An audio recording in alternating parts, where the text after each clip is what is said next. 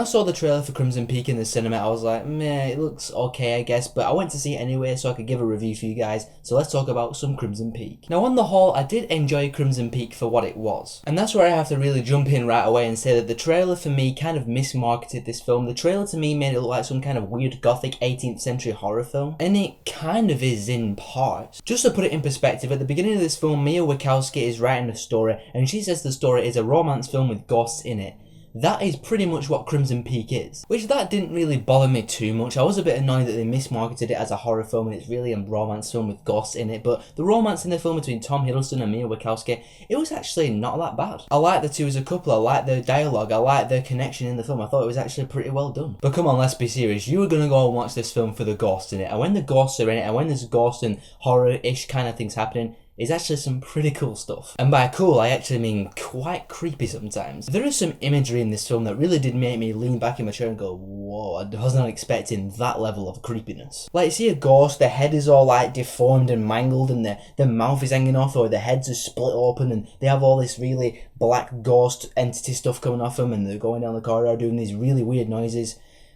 Props to the filmmakers, they pulled creepy off quite well. The performances in this film were actually quite good. Mia Wasikowska, however you say her last name, she did a good job as the confused girl trying to find out what's going on in Crimson Peak. Tom Hiddleston was a good lead character, really good romantic relationship with Mia Wasikowska. But Jessica Chastain, she was pretty damn good in this film. I'm not just saying that because she's incredibly attractive. Oh yeah, she's actually quite unrecognisable in this film. I mean, looking at her in this film, I wouldn't go, yeah, that's Jessica Chastain, but she was really good in the film. She was like really calm and really just collective all the time, but you can tell something's just brewing inside of it. In my opinion, Jessica Chastain was the best performance of the film. This film has a really good visual style too. When you see like the Crimson Peak mansion and all the different stuff happening inside there, you see the ghosts and all the entity stuff coming off them.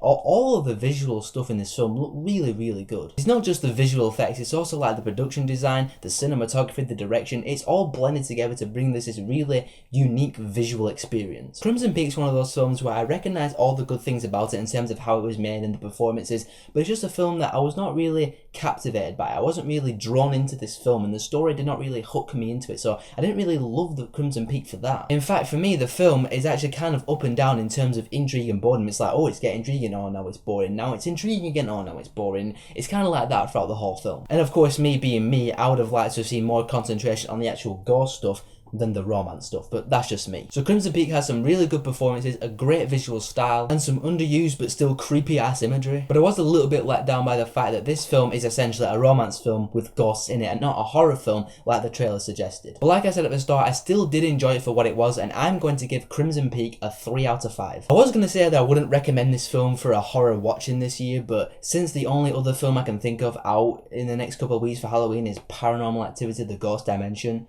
yeah, I'd say see Crimson Peak over that thing. So tell me in the comments below what you thought of Crimson Peak, and if you like this stuff and you want to see more of my stuff, then click here to subscribe to my channel because I got stuff coming to you guys all the time.